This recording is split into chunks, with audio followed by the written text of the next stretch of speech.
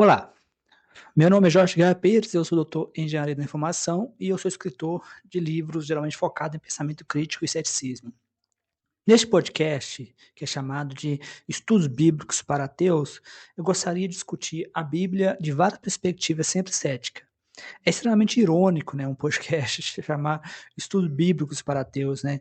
Isso, na verdade, como eu abordo nos meus livros, vem de uma visão equivocada, um estereótipo de que somente os crentes se interessam pela Bíblia, o que é um estereótipo falso, né? Como eu abordo nos meus livros, existe um número enorme de ateus que se interessam pela Bíblia. O José Saramago, o ganhador do Nobel de Literatura, Bert Russell, que foi um ganhador de Nobel de Literatura, na verdade, pesquisas confirmam isso, pesquisas feitas com exame estatístico confirmam que os ateus não somente se interessam pela Bíblia, como sabem mais de Bíblia do que os crentes. Então, assim, é mais um estereótipo. Então, não é uma coisa nova, não é uma coisa diferente. Atualmente eu tenho 2 livros que eu gostaria de recomendar, que eu publiquei, seria a Bíblia, um livro científico, e de Bíblia, a Fábrica de Absurdos. No total são quase 1000 páginas, no qual eu falo da Bíblia sob perspectivas diferentes. De Bíblia, a Fábrica de Absurdos, eu falo dos absurdos narrativos. Seria a Bíblia um livro científico, eu falo dos absurdos científicos, né? Como que a Bíblia não pode ser levada a sério nem em nenhum nível, como um livro científico. Nós temos o criacionismo, nós temos o desenho inteligente, nós temos inúmeros casos, inclusive de cientistas famosos, como o John Lennox, né, que tenta argumentar que o logo, né, que aparece em João, seria uma espécie de algo científico, que os cientistas deveriam levar a Bíblia mais a sério. Por isso que é extremamente importante que pessoas usem o pensamento crítico exatamente para poder quebrar essa ideia de que não existe conflito entre ciência e religião, ou de que o cristianismo não é uma ameaça ao conhecimento científico. Isso é uma falácia, né? Aqui eu me alinho muito com o Daniel Denesch, né? Quebrando o encanto no livro dele, né? Nós vamos quebrar esse encanto. Então, no mais é isso. Eu espero que vocês aproveitem o episódio do podcast. Lembrando que esse podcast está disponível tanto no YouTube quanto em plataformas como o Spotify, mas em plataformas como o Spotify eu tenho um limite de 2 horas mensais. Então, no YouTube eu posto com mais frequência. Então, bom aprendizado. Olá e boas-vindas a quem está nos ouvindo para mais uma exploração profunda. É muito bom ter a companhia da nossa audiência para mergulhar em um tema que, com certeza, vai movimentar bastante as engrenagens aí da cabeça. Com certeza. A nossa missão de hoje é examinar uma intersecção muito delicada, complexa e por vezes até meio explosiva.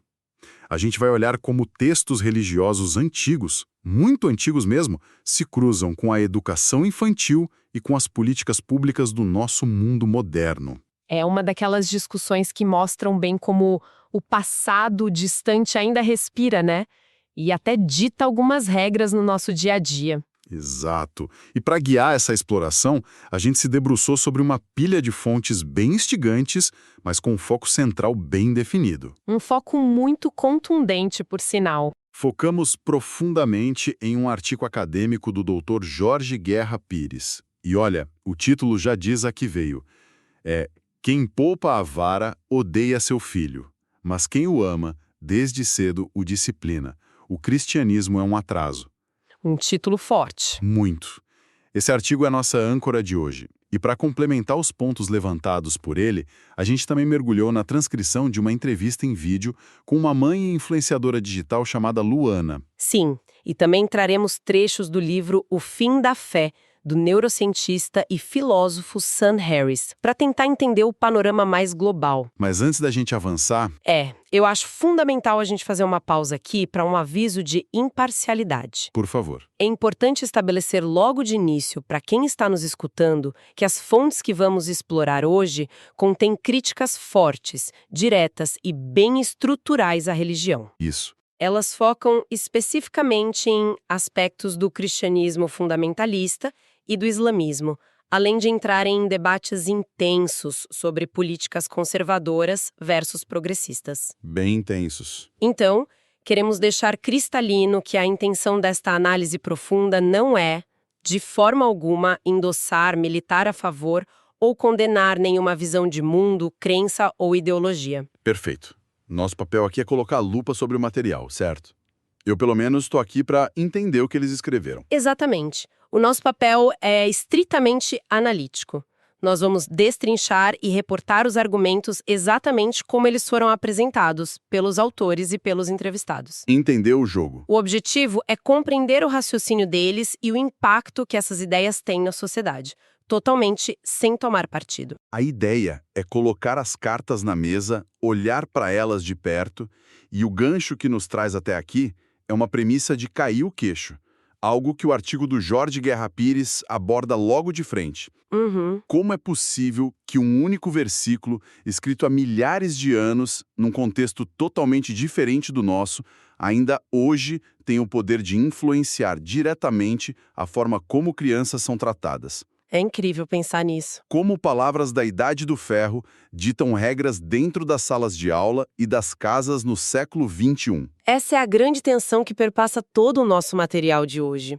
Estamos lidando com a sobrevivência de ideias através de milênios e o atrito, Aquele atrito diário, muitas vezes um atrito violento, que ocorre quando essas ideias antigas colidem com a ciência moderna, com a psicologia infantil e com os direitos humanos contemporâneos. certo. Vamos desvendar isso começando pelo coração do nosso material, que é o artigo do Dr. Jorge.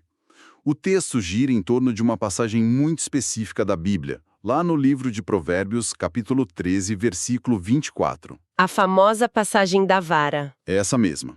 O versículo diz exatamente o título do artigo. Quem poupa a vara, odeia seu filho, mas quem o ama, desde cedo, o disciplina. E lendo o texto, a gente nota a construção do argumento dele. Fica muito claro.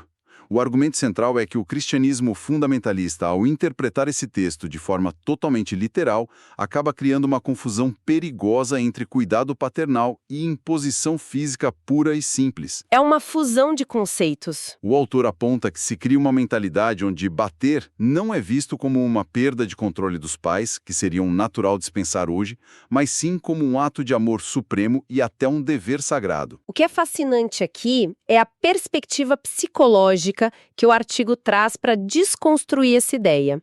Porque, veja bem, o texto argumenta que a disciplina física, ao contrário do que prega essa interpretação milenar, não corrige o comportamento de forma saudável. Não corrige. As ciências psicológicas modernas, que embasam todo o raciocínio do autor ali, demonstram que punições corporais aumentam a agressividade da criança a longo prazo, O que faz todo sentido. além de reduzir drasticamente a autoestima e destruir a capacidade de desenvolver uma empatia autêntica. Mas espera um pouco. Deixa eu fazer o papel do advogado do diabo aqui, só pra gente aprofundar. Claro, manda ver. Muita gente que está nos ouvindo agora poderia pensar: ah, mas a disciplina rígida formou gerações inteiras de pessoas decentes. Eu apanhei um pouco e não me tornei um criminoso. Sim, é o argumento clássico. Como o artigo rebate esse senso comum que é tão enraizado na nossa cultura? Essa é uma ponderação muito comum.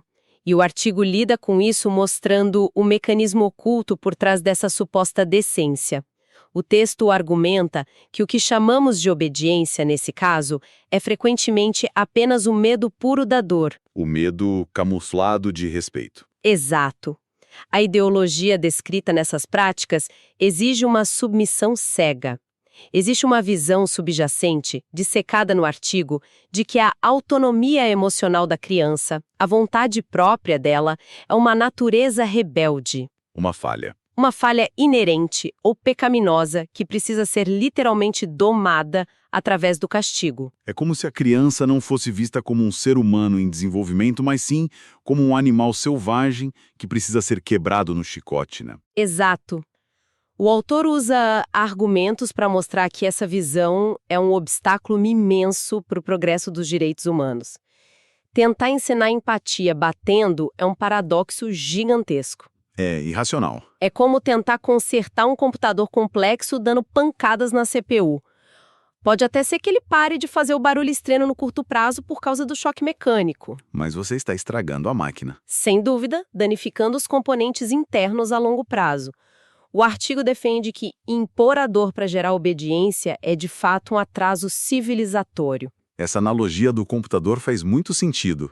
A violência quebra a confiança interna, destrói a fiação emocional da criança. Totalmente. E para a gente não ficar só na teoria dos psicólogos e teólogos lendo o nosso material de apoio, eu me deparei com uma história real e bem recente que me deixou bastante reflexivo. A história da Luana. Isso.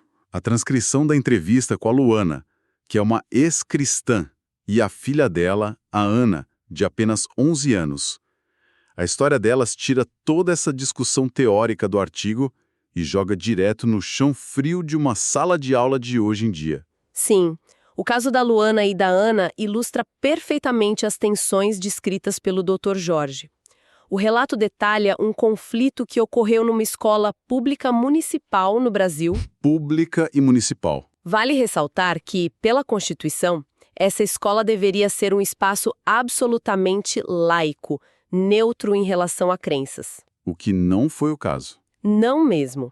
A filha da Luana, que é educada sem seguir nenhuma religião específica, foi instruída por uma professora a se levantar e rezar o Pai Nosso junto com o resto da turma. E a Ana, com 11 anos de idade, teve uma postura impressionante. Muito firme. Baseada na convicção dela de que não tem religião, ela simplesmente se recusou a participar do ato, argumentando que não deveria ser forçada a participar de uma fé que não é dela dentro de uma escola pública. E a reação foi absurda. O desdobramento disso é o que realmente me chocou ao ler as fontes.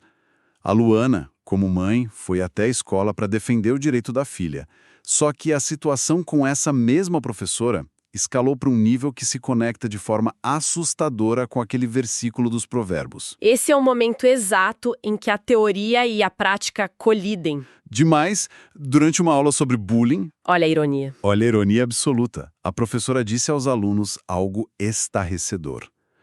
Ela afirmou, na frente das crianças, que se os pais seguissem o que a Bíblia manda e batessem nos filhos com a vara, o bullying não existiria. É uma declaração muito pesada. E ela foi além. Chegou a desdenhar abertamente do Estatuto da Criança e do Adolescente, o ECA, que proíbe punições físicas no Brasil. Ou seja, ela colocou a orientação bíblica do uso da vara acima da legislação federal de proteção à criança. Exatamente isso. Isso levanta uma questão importante, que é o cerne do debate proposto no artigo central de hoje. A atitude dessa professora é a materialização exata do que o Jorge Guerra Pires chama de atrasa. É o conceito ganhando vida. É o uso da crença religiosa para justificar não apenas a quebra da laicidade, mas também para fazer apologia à violência física contra menores em um ambiente escolar. E o buraco é mais embaixo, né? Muito mais. Porque as fontes também abordam as consequências psicológicas dessa mentalidade dogmática. Não se trata apenas do medo da vara física, que machuca a pele, mas de um terror psicológico sistêmico. Com certeza. Tem um trecho da entrevista da Luana que é de cortar o coração. Ela conta sobre a própria infância, quando frequentava uma igreja evangélica, lá pelos 9 ou 10 anos de idade. Ela disse que vivia sob um pavor constante e absoluto do arrebatamento. Para quem, na nossa audiência, talvez não tenha familiaridade com o termo, o arrebatamento é a crença teológica de que, a qualquer momento, Jesus voltaria à Terra... Num piscar de olhos. Isso. E levaria os justos para o céu, deixando os pecadores para trás para enfrentar o apocalipse e o inferno. Imagina o peso disso na cabeça de uma criança de 9 anos. A Luana conta que se a luz acabasse no bairro e ela estivesse sozinha num cômodo, ela entrava num desespero profundo. Um pânico real. Ela chorava copiosamente, certa de que Jesus havia voltado e por ela ter cometido algum pecadinho infantil, tipo falar um palavrão ou desobedecer à mãe, ela tinha sido deixada para trás. É aterrorizante. O material até menciona que uma rádio evangélica local costumava cortar a transmissão por alguns segundos, de propósito, só para simular o fim dos tempos e causar pânico nos ouvintes, garantindo que eles continuassem obedientes pelo medo. A intenção é continuar lançando os próximos volumes. A Revolução Ateísta, a ideia inicial, eu já estou com o rascunho pronto, né? Eu já tenho um rascunho mais ou menos ali, né? A rascunho tem mais de 700 páginas, então assim, a intenção seria falar de todos os assuntos de ateísmo, né? Moralidade, comunicação não violenta, que é uma coisa que a gente falou na live com o Bruno Goulart aqui, né? A comunicação não violenta como uma espécie de base moral para o ateísmo, né? Você pensar em uma base moral para o ateísmo como espectro, né? Ou seja, como várias formas do ateu encontrar uma espécie de base moral, né? Que não seja baseado na religião, no cristianismo. Então, a Revolução Ateísta é isso. Eu lancei o volume 1, né, e pretendo lançar os próximos volúmenes. A intenção é ser um livro que tente abordar basicamente todos os tópicos, né, sobre a... É um nível de coerção emocional impressionante. O medo funciona como argamassa dessa estrutura toda. Seja o medo da vara que a professora defende, seja o terror do abandono divino que a Luana sentia quando faltava luz. É o medo governando tudo. A decisão da Luana de educar os filhos longe dessas doutrinas é, como as fontes sugerem, uma tentativa de blindar a mente da criança. Garantir que elas não acordem num sábado de manhã aterrorizadas, achando que a família foi para o céu e elas ficaram para o inferno. Uma quebra de ciclo. Um contraste direto com essa ideia de domar pelo pavor que é tão criticada no artigo do Dr. Jorge. Mas me tira uma dúvida. Porque até agora a gente tem falado muito do ambiente familiar, de uma escola municipal específica, de traumas de infância. Isso me parece muito concentrado no indivíduo, ali no micro. Certo. A questão que fica martelando é, isso ganha proporções maiores? Como essa mentalidade descrita no artigo afeta o tecido social de forma mais ampla, nas políticas de Estado, por exemplo? Se conectarmos isso a um panorama maior, saímos do microcosmo do lar e entramos de fato na esfera institucional. É nesse ponto que os trechos do livro do Sam Harris entram na nossa exploração de hoje, conversando diretamente com a tese do artigo principal. O livro O Fim da Fé? Isso. Há dados nas fontes mostrando que existe uma correlação muito clara entre a força institucional de doutrinas religiosas antigas e a aplicação de políticas públicas punitivas. Dá um exemplo prático disso que as fontes trazem para ficar mais visual? Um exemplo cristalino apontado nas pesquisas é o mapa dos Estados Unidos. Os estados que ainda permitem, por lei, que crianças sofram punição física dentro das escolas públicas. Espera, diretores batendo em alunos? Sim, diretores batendo em alunos com pedaços de madeira. Esses estados são predominantemente aqueles localizados no chamado Cinturão Bíblico. Nossa! É uma região onde a influência política do cristianismo fundamentalista é avassaladora. O cruzamento de dados que o material traz sugere fortemente que o conservadorismo religioso está correlacionado com a manutenção da violência institucionalizada contra crianças. O que o Dr. Jorge aponta aqui no Brasil como um problema de mentalidade, lá fora é política pública ativa. É a lei do Estado. Aqui é onde a coisa fica realmente interessante. Porque, lendo o material do Sam Harris, tem um conceito que ele traz que bagunça completamente a forma como a gente costuma ver esse assunto no dia a dia. Um conceito da moderação. É a ideia da moderação religiosa. Normalmente a gente tende a pensar, bom, o fundamentalista extremista é o problema, mas a religião moderada é a solução, é o ponto de equilíbrio.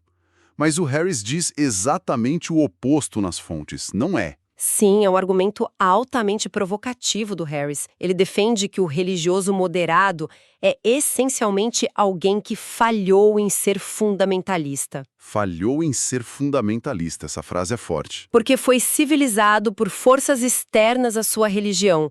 Forças como o iluminismo, o secularismo e a revolução dos direitos humanos. Eu fiquei tentando visualizar isso de um jeito simples para a gente entender a lógica dele. Como você visualizou? Para e pensa num sistema operacional de computador bem antigo.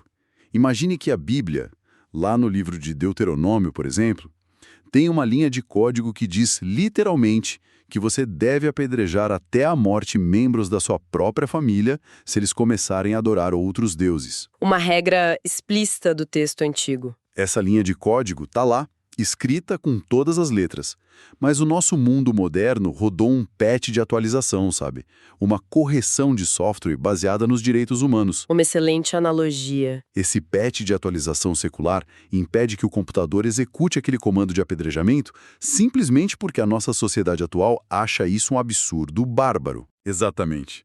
Os extremistas são aqueles que querem desinstalar o patch de direitos humanos para rodar o sistema operacional original na íntegra com apedrejamento e tudo. E os moderados, nessa analogia? Segundo Harris, os moderados são aqueles que olham para o sistema antigo, adoram o sistema antigo, dizem que o programador original é perfeito e inquestionável, mas simplesmente ignoram aquela linha de código terrível, fingindo que ela é só uma metáfora. Ignora o que é inconveniente hoje em dia. O problema, segundo a fonte, é que ao fazer isso, ao insistir que o código antigo é sagrado e não pode ser criticado de jeito nenhum, eles criam um escudo de proteção para os extremistas operarem. E é exatamente esse escudo de proteção que o Harris ataca de forma tão veemente. Ao exigir que a fé dogmática seja respeitada incondicionalmente no debate público, os moderados abrem as portas para que interpretações literais moldem políticas de Estado com consequências desastróveis. E o material cita exemplos globais severos disso. Vários. Um deles é a política externa americana relacionada à saúde em gestões mais conservadoras. Influenciados por grupos que veem o sexo fora do casamento e o uso de métodos contraceptivos como pecado, o governo cortou ou redirecionou verbas milionárias de programas de distribuição de preservativos na África. Dinheiro que ia para prevenção. Sim, e o dinheiro passou a financiar apenas programas que ensinavam a abstinência sexual. E a consequência disso no mundo real, de acordo com as fontes, foi o agravamento brutal da epidemia de HIV e AIDS no continente africano. Um impacto imensurável. Milhões de vidas afetadas ou perdidas porque um dogma sobre sexualidade, sustentado por esse respeito inquestionável à religião, pautou a saúde pública mundial. E há outro exemplo nas fontes, focado no sistema de justiça, que é igualmente impactante.